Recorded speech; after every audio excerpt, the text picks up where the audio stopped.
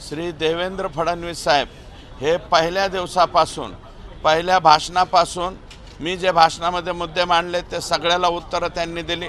जे जे पत्र या प्रकरणामध्ये मी दिलं ते सकारात्मक त्या ठिकाणी त्यांनी घेतलं, म्हणून मुख्यमंत्र्यांचं मी मनापासून या ठिकाणी आभार मानतो आणि SITचं सुद्धा आभार मानतो। आणि SITनं आणखी चार्जशीट जे आहे सप्लिमेंटरी चार्जशीट दाखल करण्यासाठी आपला हक्क अबाधित ठेवलेला आहे। आणि जी घटना तुम्ही पाहताय तर हे हैवान, राक्षस, बदमाश, अजून काय नावं द्यायचे ह्यांना? नाव उरलंय का? जेवढे वाईटातले वाईट नाव असतील तेवढे सगळे यांना देऊन जरी हे झालं तरी मला थांबावं वाटणार नाही। इतकं भयानक कृत्य ह्या लोकांनी केलेलं आहे। आणि मी अजितदादांना हात जोडून पाया पडून विनंती करतो की कसल्याही परिस्थितीत तुम्ही धनंजय मुंडे साहेब यांचा राजीनामा घ्या। आणि आमचा मुख्यमंत्री आणि उपमुख्यमंत्र्यांवरती विश्वास आहे की ते आज त्यांना घरी पाठवतील असा विश्वास आहे। परंतु 2 महिनेपेक्षा जास्त कालावधी झालाय, 3 महिने। जे फोटो आज आपण बघतो आहोत हे फोटो मुख्यमंत्री उपमुख्यमंत्री यांच्याकडे तब्बल 2 महिन्याच्या आधीपासून असावेत असं बोललं जातं आणि तरी सुद्धा जर त्यांचा राजीनामा होत नसेल तर हे निर्ढावलेलं सरकार आहे असं म्हणतात। हे पहा, माझं मत असं आहे की हे फोटो आणि हे सगळं जे आहे चार्जशीट त्यांनी दाखवलं। माझ्या 1400 पानी चार्जशीट आहे, माझ्या हातात फक्त 32च पानं आत्तापर्यंत पडलेले आहे। काही गोष्टी कोर्टाच्या समोर कोर्टाकडनं परमिशन घेतल्याच्या नंतरच पुढे येतात। त्याच्यामध्ये राज्याचे मुख्यमंत्री आले, कारण ही कोर्टाची बाब आहे।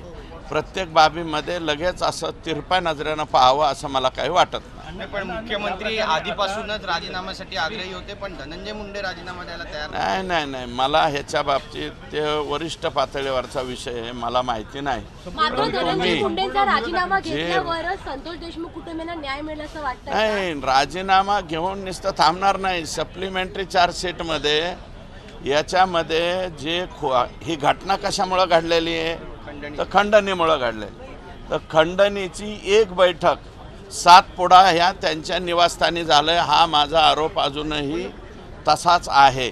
त्याच्यामुळं त्याचंही उत्तर त्यांना या ठिकाणी द्यावं लागेल।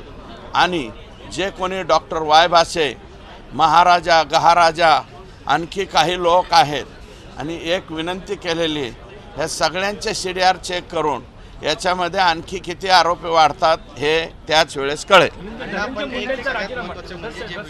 आता मला असं वाटतं सगळा महाराष्ट्र हळहळला आहे। मला वाटतं इथं समोर माझे जे तुम्ही सगळे लोक दिसत आहेत, उजव्या बाजूला डाव्या बाजूला, सगळ्यांच्या डोळ्यात पाणी आलं असेल।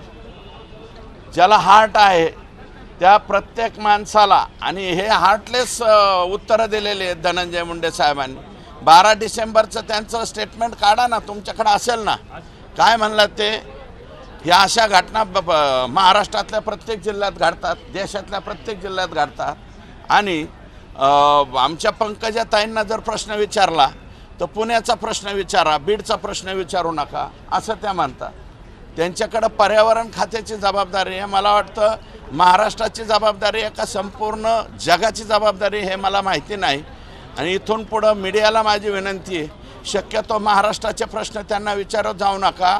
ट्रम्प, बायडन, त्याच्यानंतर गाझापट्टी, जर्मनी, त्याच्यानंतर आणखी कोणता दुबई, तिकडचे प्रश्न विचारित जा, कारण त्यांना बीड जिल्ह्याबद्दल काही सोयरसूतक राहिलेलं नाही। कारण हा संतोष देशमुख आत्ताच्या लोकसभेला सुद्धा एका बूथवर भारतीय जनता पार्टीचा बूथ प्रमुख आहे आणि धनंजय देशमुख सुद्धा भारतीय जनता पार्टीचा बूथ प्रमुख आहे। आणि भारतीय जनता पार्टीमध्ये बूथ प्रमुखाला अनन्यसाधारण महत्त्व आहे। आमच्या बूथ प्रमुखाची हत्या झालेली, आमचा बूथ प्रमुख हरवलेला आहे आणि त्याला न्याय हा मिळालाच पाहिजे। हे सगळे लोक फाशीवर गेले पाहिजे अशी माझी मागणी। हे बघा, कोण काय म्हणतंय काय नाही याच्याशी मला काही देणं घेणं नाही। आता तुमच्या माझ्या मनात जे आहे, महाराष्ट्राच्या मनात आहे, ते झाल्याच्या नंतर परत येऊन मी बोलतो।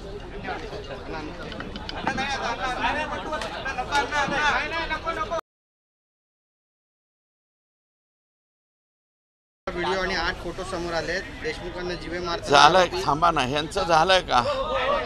सेल्फी घेऊन हसत होते. हत्येचे फोटो समोर आल्यानंतर संपूर्ण महाराष्ट्र हादरलाय. तुम्ही सगळ्यात आधी आवाज उठवला होता आणि माणसासारखे वागा असा सल्ला सुद्धा तुम्ही दिला होता. काय म्हणत त्यांना? हे बघा, या प्रकरणामध्ये पहिल्या दिवसापासून म्हणजे 16 डिसेंबरला जे माझं भाषण झालेलं आहे ते भाषण तुम्ही काढून परत बघा 37 मिनिटाचं. त्या भाषणामध्ये हे सगळे मुद्दे मी सांगितलेले होते. आता SITने चार्जशीट दाखल केल्याच्या नंतर ते बाहेर आले. परंतु याच्यामध्ये सगळ्यात महत्त्वाचं, राज्याचे मुख्यमंत्री श्री देवेंद्र फडणवीस साहेब हे पहिल्या दिवसापासून, पहिल्या भाषणापासून मी जे भाषणामध्ये मुद्दे मांडले ते सगळ्याला उत्तरं त्यांनी दिली. जे पत्र या प्रकरणामध्ये मी दिलं ते सकारात्मक त्या ठिकाणी त्यांनी घेतलं. म्हणून मुख्यमंत्र्यांचं मी मनापासून या ठिकाणी आभार मानतो आणि SITचं सुद्धा आभार मानतो. आणि SITनं आणखी चार्जशीट जे आहे, सप्लिमेंटरी चार्जशीट दाखल करण्यासाठी आपला हक्क अबाधित ठेवलेला आहे. आणि जी घटना तुम्ही पाहताय तर हे हैवान, राक्षस, बदमाश, अजून काय नावं द्यायचे ह्यांना? नाव उरलंय का?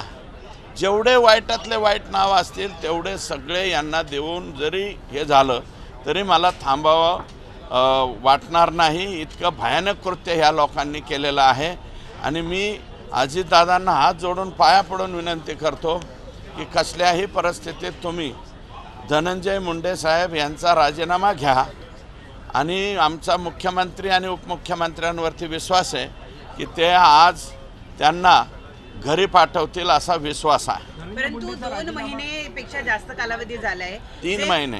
जे फोटो आज आपण बघतो आहोत हे फोटो मुख्यमंत्री उपमुख्यमंत्री यांच्याकडे तब्बल 2 महिन्याच्या आधीपासून असावेत असं बोललं जातं. आणि तरी सुद्धा जर त्यांचा राजीनामा होत नसेल तर हे निर्ढावलेलं सरकार आहे असं म्हणतात. हे पहा, माझं मत असं आहे की हे फोटो आणि हे सगळं जे आहे चार्जशीट त्यांनी दाखवलं.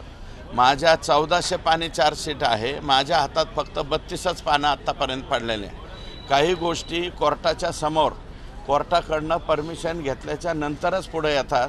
त्याच्यामध्ये राज्याचे मुख्यमंत्री आले, कारण ही कोर्टाची बाब आहे. प्रत्येक बाबीमध्ये लगेच असं तिरप्या नजरेनं पाहावं असं मला काही वाटत नाही. पण मुख्यमंत्री आधीपासूनच राजीनाम्यासाठी आग्रही होते, पण धनंजय मुंडे राजीनामा द्यायला तयार नाही. मला ह्याच्या बाबतीत ते वरिष्ठ पातळीवरचा विषय आहे, मला माहिती नाही. मात्र धनंजय मुंडेंचा राजीनामा घेतल्यावर संतोष देशमुख कुटुंबियांना न्याय मिळेल असं वाटतं? नाही, राजीनामा घेऊन नुसतं थांबणार नाही. सप्लिमेंटरी चार्जशीटमध्ये याच्यामध्ये जे ही घटना कशामुळं घडलेली आहे तर खंडणीमुळं घडलेली. तर खंडणीची एक बैठक 7पुडा ह्या त्यांच्या निवासस्थानी झालं. हा माझा आरोप अजूनही तसाच आहे. त्याच्यामुळं त्याचंही उत्तर त्यांना या ठिकाणी द्यावं लागेल. आणि जे कोणी डॉक्टर वाय भासे, महाराजा, गहाराजा, आणखी काही लोक आहेत आणि एक विनंती केलेली, ह्या सगळ्यांचे CDR चेक करून याच्यामध्ये आणखी किती आरोपी वाढतात हे त्याच वेळेस कळेल. आता मला असं वाटतं सगळा महाराष्ट्र हळहळला आहे. मला वाटतं इथं समोर माझे जे तुम्ही सगळे लोक दिसत आहेत, उजव्या बाजूला, डाव्या बाजूला, सगळ्यांच्या डोळ्यात पाणी आलं असेल. ज्याला हार्ट आहे त्या प्रत्येक माणसाला, आणि हे हार्टलेस उत्तरं दिलेली आहेत धनंजय मुंडे साहेबांनी. 12 डिसेंबरचं त्यांचं स्टेटमेंट काढा ना, तुमच्याकडे असेल ना. काय म्हणलात ते? ह्या अशा घटना महाराष्ट्रातल्या प्रत्येक जिल्ह्यात घडतात, देशातल्या प्रत्येक जिल्ह्यात घडतात. आणि आमच्या पंकजाताईंना जर प्रश्न विचारला तर पुण्याचा प्रश्न विचारा, बीडचा प्रश्न विचारू नका असं त्या म्हणतात. त्यांच्याकडं पर्यावरण खात्याची जबाबदारी आहे. मला वाटतं महाराष्ट्राची जबाबदारी आहे का संपूर्ण जगाची जबाबदारी हे मला माहिती नाही. आणि इथून पुढं मीडियाला माझी विनंती आहे, शक्यतो महाराष्ट्राचे प्रश्न त्यांना विचारत जाऊ नका. ट्रम्प, बायडन, त्याच्यानंतर गाझापट्टी, जर्मनी, त्याच्यानंतर आणखी कोणता, दुबई, तिकडचे प्रश्न विचारित जा. कारण त्यांना बीड जिल्ह्याबद्दल काही सोयरसूतक राहिलेलं नाही. कारण हा संतोष देशमुख आत्ताच्या लोकसभेला सुद्धा एका बूथवर भारतीय जनता पार्टीचा बूथ प्रमुख आहे आणि धनंजय देशमुख सुद्धा भारतीय जनता पार्टीचा बूथ प्रमुख आहे आणि भारतीय जनता पार्टीमध्ये बूथ प्रमुखाला अनन्यसाधारण महत्त्व आहे। आमच्या बूथ प्रमुखाची हत्या झालेली, आमचा बूथ प्रमुख हरवलेला आहे आणि त्याला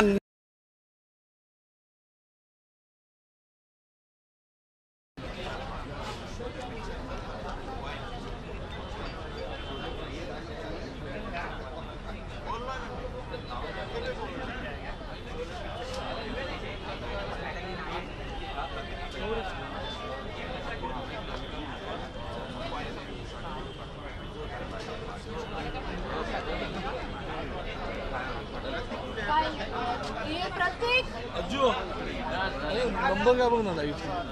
हॅलो लाईव्ह नंबर बघ ना, मी जरा केबल टाकून मुंग जी बघ ना 800 टाकून दे, काय वेळ लागेल त्याला।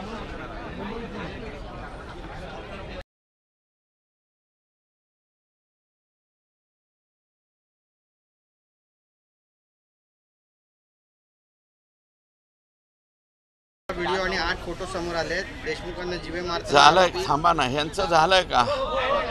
सेल्फी घेऊन हसत होते। हत्येचे फोटो समोर आल्यानंतर संपूर्ण महाराष्ट्र हादरलाय। तुम्ही सगळ्यात आधी आवाज उठवला होता आणि माणसासारखे वागा असा सल्ला सुद्धा तुम्ही दिला होता, काय म्हणत त्यांना? हे बघा, या प्रकरणामध्ये पहिल्या दिवसापासून म्हणजे 16 डिसेंबरला जे माझं भाषण झालेलं आहे ते भाषण तुम्ही काढून परत बघा 37 मिनिटाचं।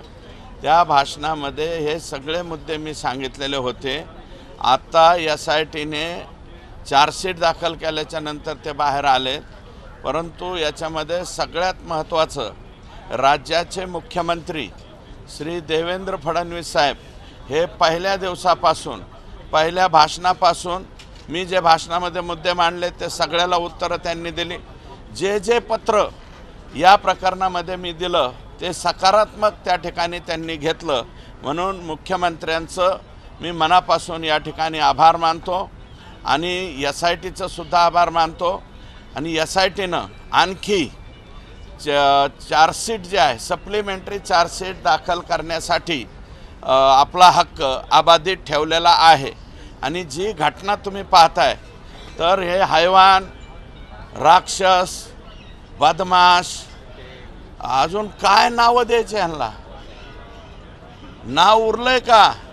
जेवढे वाईटातले वाईट नाव असतील तेवढे सगळे यांना देऊन जरी हे झालं तरी मला थांबावं वाटणार नाही। इतकं भयानक कृत्य ह्या लोकांनी केलेलं आहे आणि मी अजितदादांना हात जोडून पाया पडून विनंती करतो की कसल्याही परिस्थितीत तुम्ही धनंजय मुंडे साहेब यांचा राजीनामा घ्या आणि आमचा मुख्यमंत्री आणि उपमुख्यमंत्र्यांवरती विश्वास आहे की ते आज त्यांना घरी पाठवतील असा विश्वास आहे।